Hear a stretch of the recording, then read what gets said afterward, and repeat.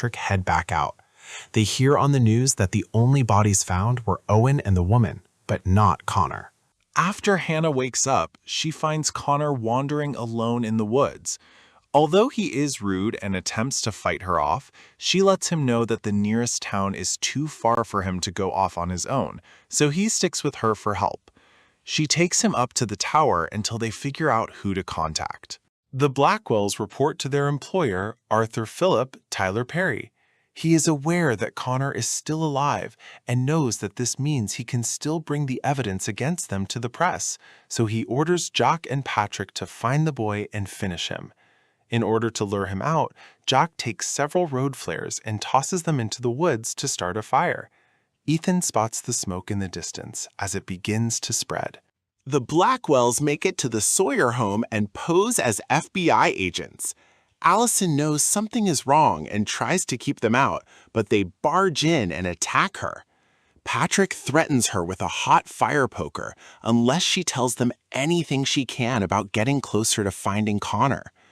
Allison lies and says that Ethan has Connor, so she calls him and pretends to ask about him, but Patrick knows that she tried to use a code word with Ethan and tries to shoot.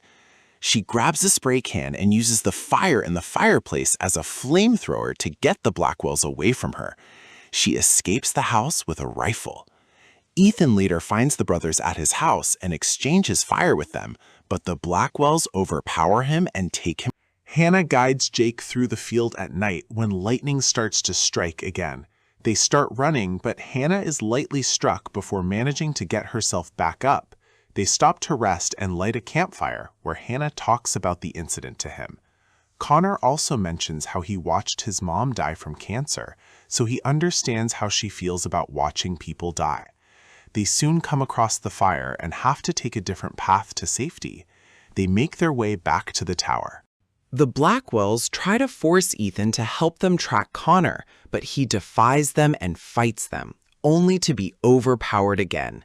They take him at gunpoint in the direction of the tower, where Hannah and Connor spot them coming. Connor identifies the brothers as his dad's killers. They send Ethan up to the tower to find Connor, but he and Hannah are hidden. When Patrick spots Ethan talking, they open fire on the tower. Ethan is hit, but he helps Hannah and Connor get out safely. Jack and Patrick split up, with Jack coming across Allison again.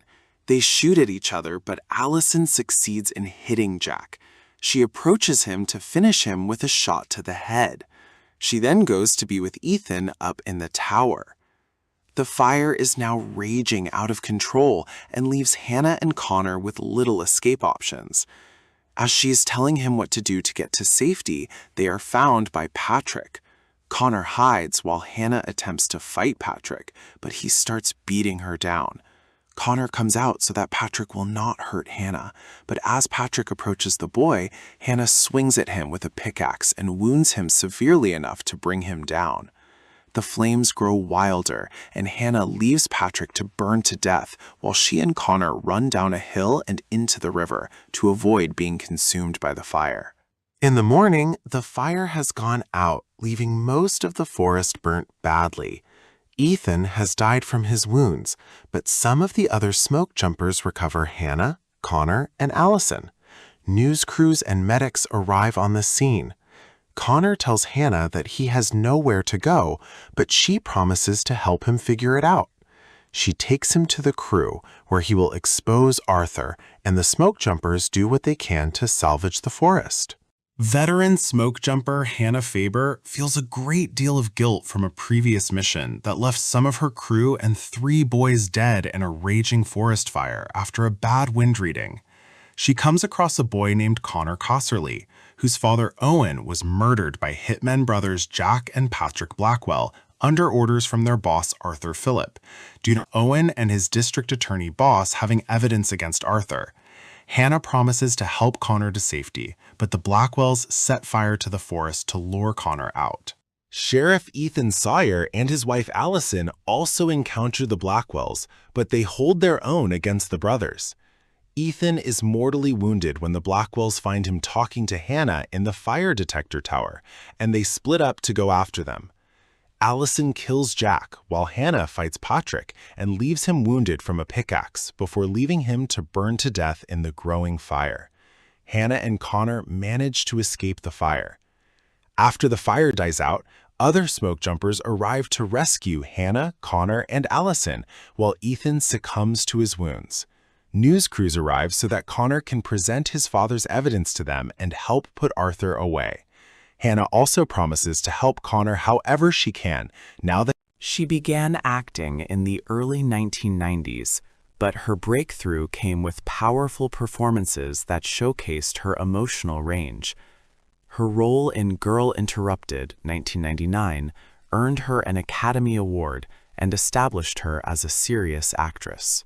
Angelina is also widely known for her humanitarian work.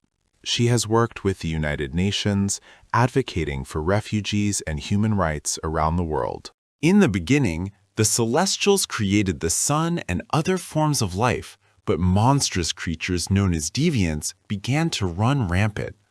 The leader of the Celestials, Arishem, David K., brought forth an immortal group of superhumans known as the Eternals from the planet Olympia and sent them on their ship, the Domo, to Earth.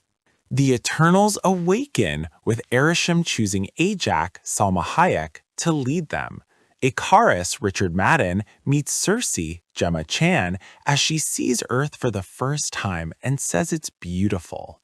They are joined by Thena, Angelina Jolie, Kingo, Kumail Nanjiani, Phastos, Brian Tyree Henry, Druig, Barry Keoghan, Sprite, Leah McHugh, Makari, Lauren Ridloff, and Gilgamesh, Don Lee. The Eternals arrive in Mesopotamia in the year 5000 BC. Deviants attack the humans on the land before the Eternals start to fight.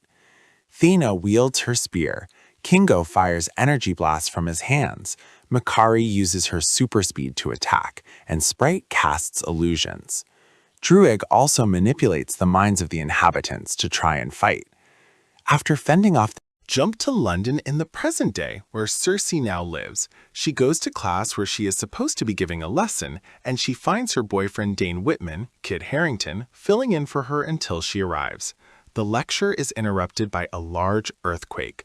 Circe has her students go for cover and uses her power to stop a large object falling off the wall from hurting a student. Circe later celebrates Dane's birthday with Sprite and a few others. She gives Dane a ring from his family's history that she has kept for centuries. While walking on the streets, the three are found by a humongous deviant named Crow, Bill Skarsgård. Sprite casts an illusion to hide them from it, but the deviant is able to spot them and goes after them, even though deviants generally attack humans and not Eternals. Circe and Sprite ready themselves for a fight before Icarus flies in and fires his laser eyes at the beast. Circe uses her power to turn a runaway bus into rose petals. The Eternals see that Crow is also able to heal itself. Circe comes clean to Dane about her life as an Eternal and what their purpose has been. He asks her why they never helped during the Great Wars or when Thanos attacked, and she explains that they were instructed to never interfere in the orders of mankind, so as to not hinder their development as a society. Circe also tells Dane that she and Icarus were technically together for centuries, but things didn't work out. She later goes back to her apartment to reconvene with Sprite and Icarus, resolving that they need to get Ajak and the other Eternals together to fight Crow. Flashback to 575 BC in Babylon. After an intense battle with some deviants, Ajak forms a link to speak with Arishem. She expresses respect for his grand plan, but appears to have a slight objection as it pertains to the people of Earth. Arishem tells her not to get attached to them and to follow through with the plan. Ajak goes back to the lair where Phastos is developing a steam engine to provide for mankind. The Eternals live among society openly, with Sprite using her powers to entertain children with stories that come to life through her illusions.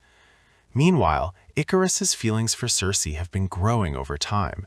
He admits his love to her, which she reciprocates. They make love outside at night and are seen married later during the age of the Gupta Empire, with all of the other Eternals there for them. Back in the present, Circe, Sprite, and Icarus travel to South Dakota to Ajak's ranch, only to find her dead outside her home, killed by Crow. The three mourn their fallen leader, but when Circe approaches her body, the stone in Ajax's body that was bestowed to her by the Celestials attaches itself to Circe, meaning Ajax has chosen her as her successor. Circe briefly catches a glimpse of Ereshkigal before she loses sight of him. Flashback 1521 AD, Tenochtitlan. In the midst of a fierce battle, Thena finds herself overcome by Maud Wyrie, a result of her past memories collapsing in on themselves and driving her insane. She attacks her comrades and nearly kills them before they subdue her. Thena awakens with little memory of the incident. Although Ajax proposes that they go to the Damo and uses the available resources to help Thena, Makkari argues that she wouldn't really even be Thena after the procedure due to it potentially erasing aspects of her as they already love her. Drew questions Ajax's leadership, as he has long been angry that he cannot use his power to help mankind stop their battles, but knows he cannot intervene. Ajax decides that since the Deviants have been driven out and staying together would be dangerous, they should all split up and live in the world among the mortals. Gilgamesh agrees to look after Thena and make sure she doesn't hurt herself or anybody else. Present, Mumbai. Circe, Sprite, and Icarus travel to find Kingo, now a famed Bollywood superstar who has pretended to be his own descendant for the last few decades to maintain an acting legacy. His valet, Karun, Harish Patel, knows his secret and has been working with him for over 50 years. The three break the news of Ajax's death to him and the threat of the Deviants. Karun encourages Kingo to join his friends on their mission to round up the others, and Karun is even more than willing to join them. They travel in his private jet to Australia, where Sprite expresses annoyance at Kingo for abandoning her a while back for his new famous lifestyle. In Australia, the team locates Thena and Gilgamesh in their private location. Thena almost has another lapse where she tries to attack her family, but Gil is able to talk her down with help from Sprite. He cooks them dinner before they take the time to mourn Ajax. Later, Circe tells Gilgamesh about her new burden as leader and how she cannot figure out how to link herself to speak with Ereshkigal. After relaxing herself, she is able to speak to the great celestial leader. He tells her that the emergence is happening, and he explains the true purpose of the Eternals. They were sent to bring forth the birth of the celestial Tiamat, as new celestials come about every few millennia, and they have done this process on other planets before Earth. They come about through intelligent life, which had been halted by the attack of the Deviants. But with the Eternals having gotten rid of them, Ereshkigal says it is now time to wipe out all life on Earth to make way for Tiamat. Circe is horrified by the revelation, but Ereshkigal defends it by saying this is just the cycle of creation for their life forms. He then explains that Olympia never existed, and that she and the other Eternals are just creations from the World Forge as artificial beings made for use by the Celestials. Circe cannot remember this because the Eternals have their memories reset after each emergence. To top it all off, Ereshkigal created the Deviants to regulate the balance between predators and prey so intelligent life may prosper, but he lost control of the Deviants and they became predators themselves. He made it so that Eternals could not evolve to correct his mistake. Circe breaks the revelation to the others. They are stunned by the knowledge of their true purpose, but most of them resolve to find a way to save the people of Earth. They figure they must find Druig and see if he may use his power to overtake the mind of Tiamat. The Eternals and Karun travel to the Amazon where Druig is staying in a village where he has been keeping watch over the people for decades. He is not so keen to help the others in their mission, as he has grown cynical and weary over the knowledge of what they were meant to do. At night, Kingo talks to Sprite and states that he knows that she is in love with Icarus but has not been able to act on it due to her childlike appearance. Soon, Crow and other deviants attack the village.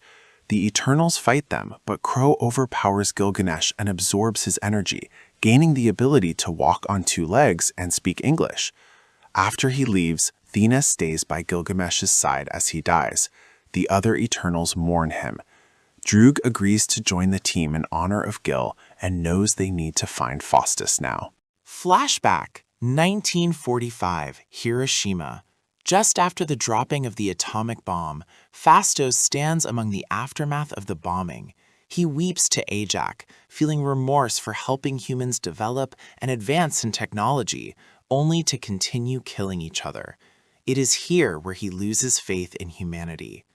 Present, Chicago. Fastos lives with his husband, Ben, and Haz Slayman, and their son, Jock, Isai Daniel Cross, and the Eternals find him at their home. Jock recognizes Icarus from TV from his fight with Crow that was featured on the news. Fastos is not willing to abandon his family for the sake of a dangerous mission, but Ben tells him to go through with it if it means that there will be a future for them and Jock together. The Eternals travel to Iraq, where they uncover the dome